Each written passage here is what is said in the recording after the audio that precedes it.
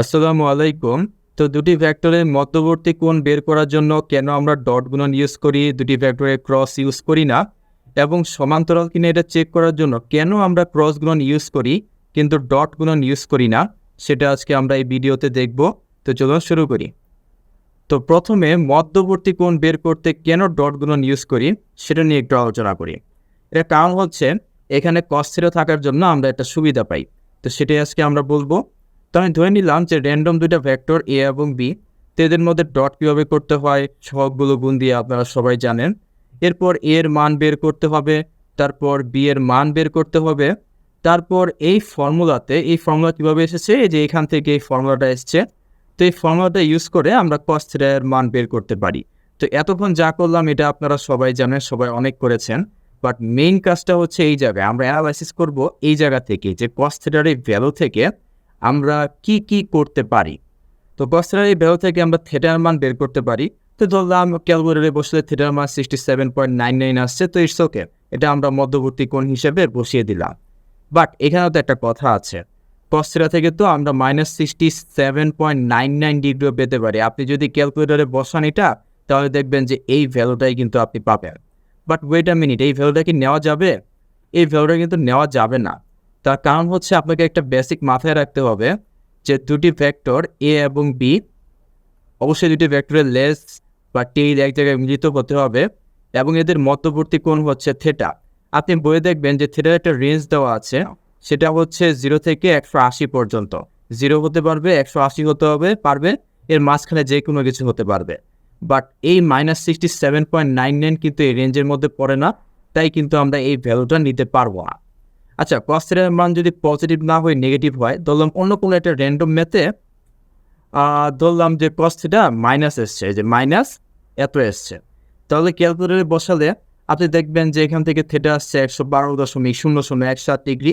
So এটাও কিন্তু মধ্যবর্তী কোণ হতে পারে, তাই না? তো দেখা যাচ্ছে যে যদি পজিটিভ একটা সংখ্যা হয় তাহলে আমরা সূক্ষ্মকোণ পাই, নেগেটিভ একটা সংখ্যা হলে আমরা স্থূলকোণ পাই। So it's okay, cos theta থাকায় আমরা একটা সুবিধা পেয়েছি, আমরা ডট গুণন ইউজ করে মধ্যবর্তী কোণ বের করতে পারি।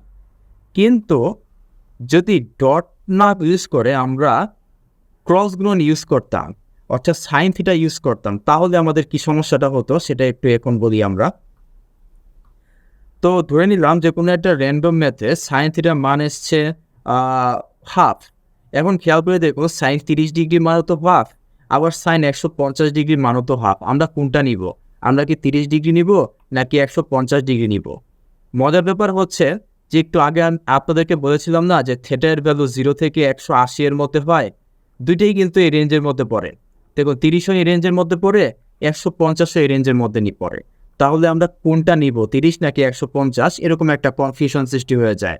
আমরা কিন্তু বলতে পারবো না যে 30 নাকি 150। সাইন থিটার মান যদি -হাফ হয়, তাহলে দেখুন আমরা কিন্তু ম্যাথটা করতেই পারবো না, ঠিক আছে? যদিও সাইন থিটার মান হাফ আসবে না, কারণ এখানে মডুলাস থাকার জন্য একটা পজিটিভ মান আসবে।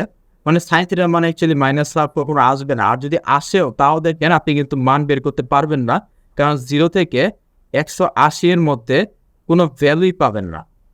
কেন পাবেন না? কোনো ভ্যালুই কেন পাবেন না?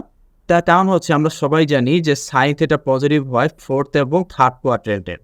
কিন্তু এই যে 0 থেকে 180 এর মধ্যে, অর্থাৎ ফার্স্ট এবং সাইন থিটা নেগেটিভ হয় হচ্ছে ফোর্থ এবং থার্ড কোয়াড্রেন্টে, আর পজিটিভ হয় হচ্ছে ফার্স্ট এবং সেকেন্ড কোয়াড্রেন্টে। তো যদি সাইন থিটা -হাফ হয়, তাহলে কিন্তু আপনি কোনো ভ্যালুই পাবেন না, তাই না? কারণ দেখুন এই 0 থেকে 180 এর মধ্যে কোনো নেগেটিভ ভ্যালু নেই। তো এই জন্য আমরা মধ্যবর্তী কোণ কখনোই ক্রস গুণন দিয়ে বের করতে পারবো না। আচ্ছা, তাহলে আমরা শিখতে পারলাম যে মধ্যবর্তী কোণ সবসময় ডট গুণন দিয়ে বের করতে হয়। এখন আমরা শিখবো হচ্ছে দুটি ভেক্টর সমান্তরাল কিনা এটা চেক করার জন্য কেন আমরা ক্রস গুণন ইউজ করি। তো এখন আমরা এটা শিখব। তো সমান্তরাল কয়ভাবে হতে পারে? সমান্তরাল এইভাবে হতে পারে, দুটো একই দিকে, আবার দুটো বিপরীত দিকে হলেও তো সমান্তরাল হতে পারে। তো যদি একই দিকে হয়, আমরা সবাই জানি মধ্যবর্তী কোণ হচ্ছে 0 ডিগ্রি, আর যদি দুটো বিপরীত দিকে হয় তাহলে মধ্যবর্তী কোণ হচ্ছে 180 ডিগ্রি। খেয়াল করে দেখুন যে সাইন 0 ডিগ্রি মানও 0, আবার সাইন 180 ডিগ্রি মানও 0, তাই না? অর্থাৎ আমি যদি দুইটা ভেক্টরের মধ্যে ক্রস গুণন করি, তাহলে দুইটা ক্ষেত্রেই কিন্তু এ ক্রস বি সমান সমান আমরা একটা জিরো ভেক্টর পাচ্ছি, তাই না? তো এই জন্য যদি সমান্তরাল চেক করতে বলে আমরা ক্রস গুণ করে দেখব যে সেটা জিরো ভেক্টর আসছে কিনা। কারণ যদি একবার জিরো ভেক্টর আসে, আমাদের এত কিছু ভাবার দরকার নাই যে এটা কি একই দিকে আছে নাকি বিপরীত দিকে আছে। সিম্পলি আমরা বলে দিব যে এরা দুইটা ভেক্টর সমান্তরালে আছে। এই জন্য যদি আপনাকে বলে যে দুইটি সমান্তরাল কিনা, তাহলে আমরা ক্রস গুণ ইউজ করব। আর যদি বলে যে মধ্যবর্তী কোণ বের করতে, তাহলে আমরা ডট গুণ ইউজ করব। ইভেন যদি বলে যে দুটি ভেক্টর লম্ব কিনা বা লম্ব এই প্রপার্টি ইউজ করে কোনো ম্যাথ বের করতে বলে, তাহলেও কিন্তু আমরা ডট গুণ ইউজ করব। কারণ দুইটা ভেক্টর যদি একে অপরের সাথে লম্ব হয়, তাহলে মধ্যবর্তী কোণ হয় 90 ডিগ্রি। এন্ড আমরা সবাই জানি cos 90 ডিগ্রি মান হচ্ছে 0। তাহলে cos 90 ডিগ্রি যদি 0 হয়, তাহলে কি এ ডট বি করলেও একটা 0 এসে পড়বে না? এন্ড ডান পাশে 0 যদি এসে পড়ে, তাহলে কিন্তু আপনি ম্যাথ করার সময় অনেক অ্যাডভান্টেজ পাবেন। কিন্তু আপনি যদি সাইন থিটা দিয়ে অঙ্কটা করেন, তাহলে আপনি জানেন যে সাইন 90 ডিগ্রি মান কিন্তু 1, তখন ডান পাশে কিন্তু 0 আসবে না, অ্যান্ড আপনি ম্যাথ করার সময় কিন্তু কোনো অ্যাডভান্টেজও পাবেন না। ঠিক আছে? তো আই হোপ এই ভিডিওতে আমি ক্লিয়ার করতে পেরেছি কখন আপনি ডট ইউজ করবেন এবং কখন আপনি ক্রস ইউজ করবেন। Thank you.